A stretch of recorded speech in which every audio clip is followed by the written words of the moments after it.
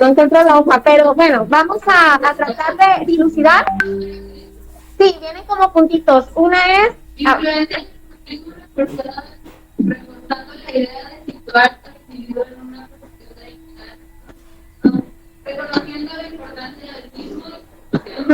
Sería el antropocentrismo, que habíamos dicho, bueno, que ahí si lo leyeron, no sé si se los expliqué, tenía que ver con poner al ser humano como el centro de todo lo demás.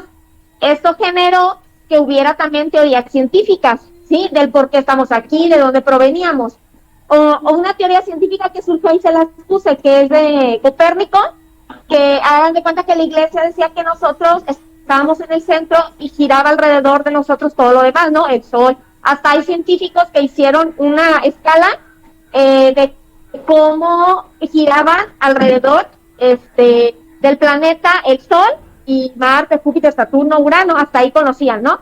Entonces, y decían que había una bóveda y las estrellas estaban como capturadas en esa bóveda, por eso estaba, y que esa misma se movía y por eso había rotación en cuanto a las estrellas los planetas. Llegó Copérnico y dijo, no, el centro de lo que es el sistema es nuestro Sol, y de ahí todos los planetas giran alrededor. Entonces él ya creó otra idea, ¿no? Heliocentrismo. De esta manera estamos viendo que ya en la modernidad ya hay mayores ideas en cuanto a ciencia y también ideas en cuanto a cuestiones de pensamiento más liberal. ¿Qué es lo que gobernaba en esa época moderna? Si se acuerdan que en Lazarillo pues más o menos se dilucidaba por lo que es las escalas sociales. En gobierno que había, si lo investigaron, había monarquía, había un rey específicamente que pedía tributos, ¿verdad? Y esos tributos eran dinero que le cobraba al pueblo, a veces en demasía, para poder como subsistir, tenías que pagarlo, ¿sí? Y por hecho había muchos pobres y gente que era como de clase muy baja. Si se fijaron en la obra, por ejemplo, si se notaban las clases sociales, ¿cómo podrías tú ahí notar la clase social? Ya ves que en la lista que viene ahí dice rey, que es el primero, y después creo que viene el clero, y después venía, no sé si los caballeros, los burgueses. Ok, hasta ahí si quieres. Entonces, si se fijan, hay hasta categorías en los cleros y categorías en la nobleza. Hay nobleza, burgués y ricos, o sea, los que tenían dinero, pero no eran como con un título, vaya. Sí, como que como están en lo alto, pero no tan bajo ni tan... y de ahí ya los más bajos, que sería la parte de pues los obreros, ¿no? Y los que son pobres, sí, definitivamente. ¿Cómo podríamos ver en la novela la diferencia? A ver, ¿alguien lo captó? La diferencia de las clases.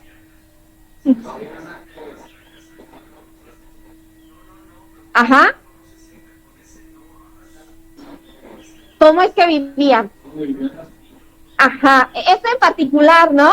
Por ejemplo, cuando estuvo con ¿el ciego a qué clase podría depender o pertenecer? ¿Qué hacía él para sobrevivir? ¿Sí se acuerdan? De diferentes cosas, ¿no? Casi mendigaba. Entonces era de una clase media porque tenía para comer. De hecho, lo que compraba era para él, ¿verdad? Y nomás le antojaba a Lazarillo. Entonces ahí estamos viendo que es parte como obrera, pero al mismo tiempo como que se aprovechaba de la situación. ¿Qué otro nivel vimos ahí? Ya después de que se fue con el ciego, era un clérigo, ¿no? Y ya donde vivían, como en un lugar donde había paja, ¿no? Como cuando tienen a los animales, hacían la pajita para que no pasen frío, así lo tenían, y era como su mozo. Y entonces era más alto el nivel que el ciego, ese clero, o más bajo o más alto. A ver, ¿qué creen ustedes?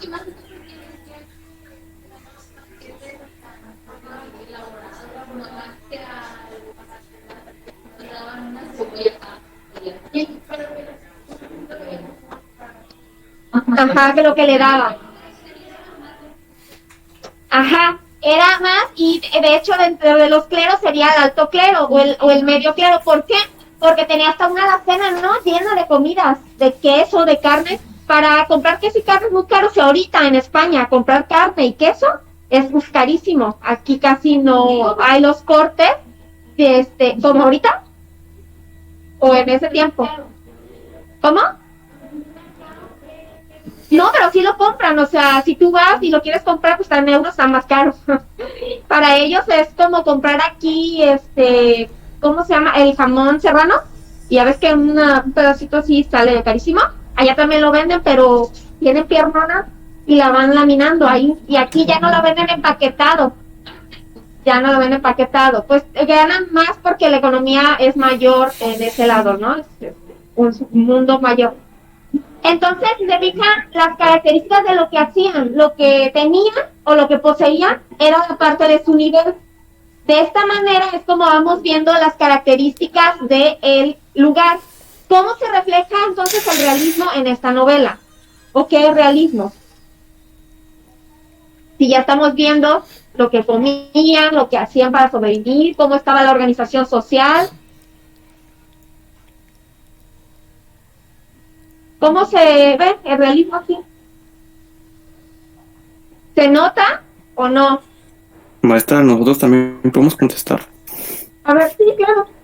El realismo, pues vaya, es que exactamente la salida de Tornes lo representa a cómo era en la época de esa época.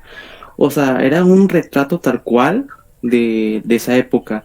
Se veía la pobreza, la discriminación de las clases, la violencia también, y eso le daba un toque muy realista a esta obra, viendo cómo vivía Lázaro cada momento de su vida.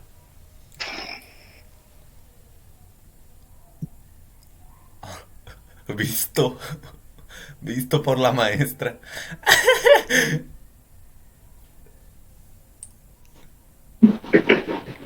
Con la división de clases sociales y lo que es la cuestión. Su compañero dice que se ve reflejado en todas las acciones y en cómo se representa la sociedad en esa época. Estamos hablando de realidad, por eso se llama realismo. El realismo viene siendo un movimiento literario que surgió a partir de estas épocas y que también se considera importante porque el autor lo que quiso fue reflejar una crítica social hacia cómo se comportaban ciertas personas. En este caso, por ejemplo, el sacerdote o el clérigo, ¿qué está demandado a hacer? Si tú vas con un padre y le pides ayuda, te dice, no tengo dinero, vete de aquí. No, ¿verdad? Se supone que moralmente el sacerdote está destinado a ser humano, o sea, tener humanidad y atención hacia diferentes personas. En ese tiempo se veía que tenía humanidad ese sacerdote, no, ¿verdad? Lo mataba de hambre, le encerraba ahí donde tenía la comida y lo mandaba al chiquero, ¿no? A dormir. Entonces, si se fijan, lo que el autor quiso reflejar fue esa parte de anticlericalismo que se da en esa región, porque la principal fuente de poder era el rey, pero también en la religión. Y como eran dos esferas unidas, la religión y el poder demandaban las normas en la sociedad, de tal manera que había una doble moral. ¿Y qué es doble moral? Que se profesaba hacer el bien, o sea, tú como persona pobre tenías que hacer el bien, no robar, no pecar, no hacer diferentes cuestiones, pero ellos no acataban las mismas normas que profesaban, ¿vale? Entonces, a eso se refiere con el realismo. ¿No se eligió esta novela? Esta novela se prohibió en esa época porque los reyes o los nobles no querían que se visualizara el mundo como era en realidad. Entonces, durante mucho tiempo, la salida de Torres no se podía ver en ninguna parte, ¿vale? Y es importante porque en realidad sí refleja lo que sucedía en esas circunstancias, ¿vale? Entonces, parte de las características ahí están en la diapositiva por si después la quieren checar, sería el anticlericalismo y lo que es las clases sociales, la pobreza y el hambre, ¿no? Que había entre en estas personas. El estilo, ¿cómo está narrado esta novela? ¿Cómo está narrada? ¿Qué encuentran en el lenguaje? ¿Por qué? ¿Qué pasó? ¿Pediste permiso? Ah, si pediste permiso está bien.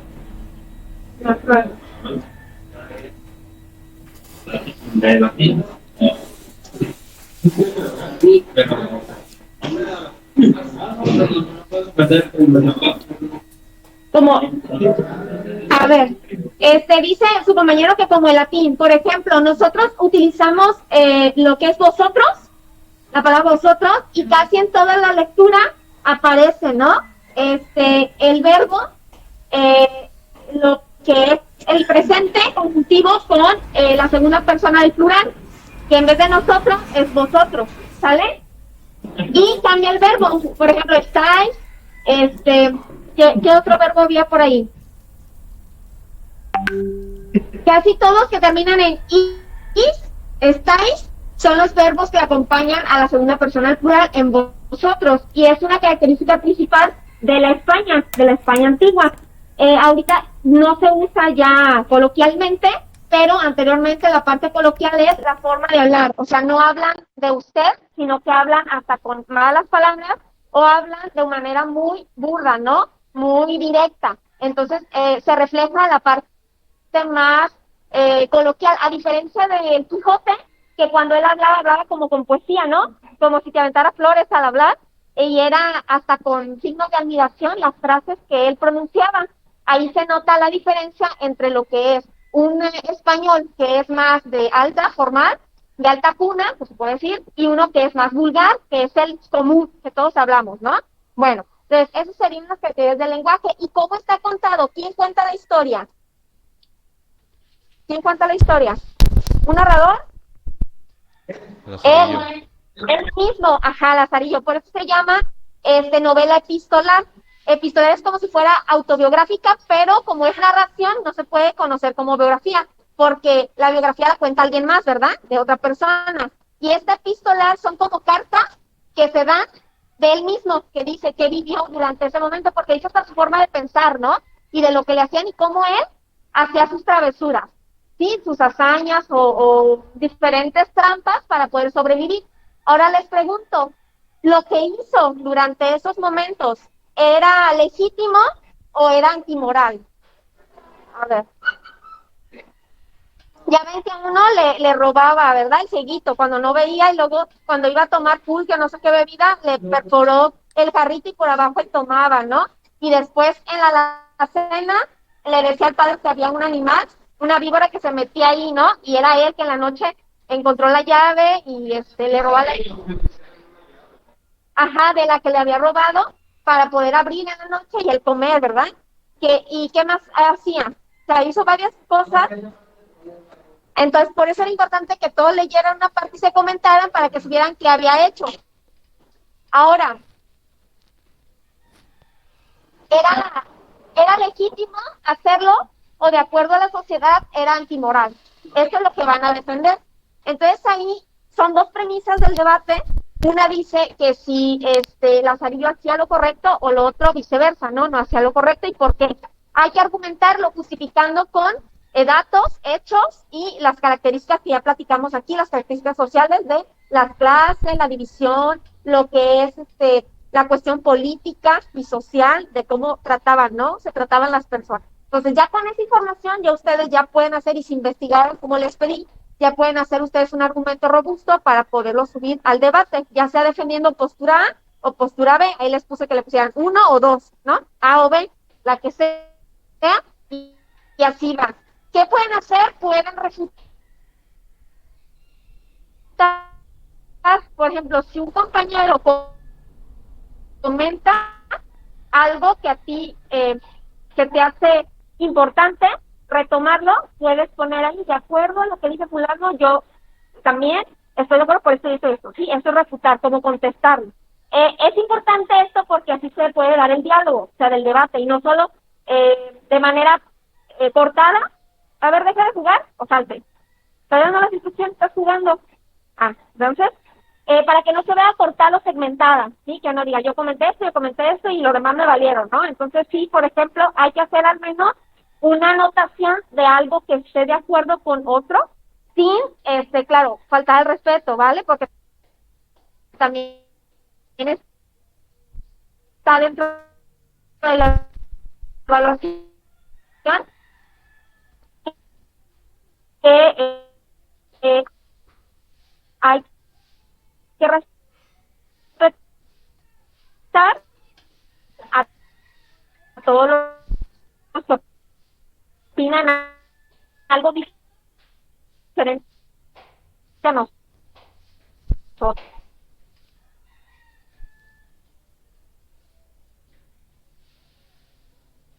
¿Sí? Eso también lo voy a valorar. Dudas ahorita, muchachos, de lo que se va a hacer, ¿no? Entonces los dejo que hagan. Si es para hoy, voy a, como vamos a estar trabajando en el módulo, si están aquí, regreso para ver su avance y al menos poner que trabajaron en clase. Sí, porque a mí me da aquí, o si quieren ir a los banquitos también. Pero a la hora voy a un avance, ¿vale? ¿Qué? Maestra, ¿Qué pasó? si me puso asistencia. Es que no sé. A ver, ahí está. Maestra, Galván yo Romero también- también llegó, ¿verdad? Ok. Bien. Ok. Maestra, también a mí Ya me puso está. asistencia. Bueno, entonces, Martínez, ¿eh? Sí. Gracias. Martínez, ¿qué?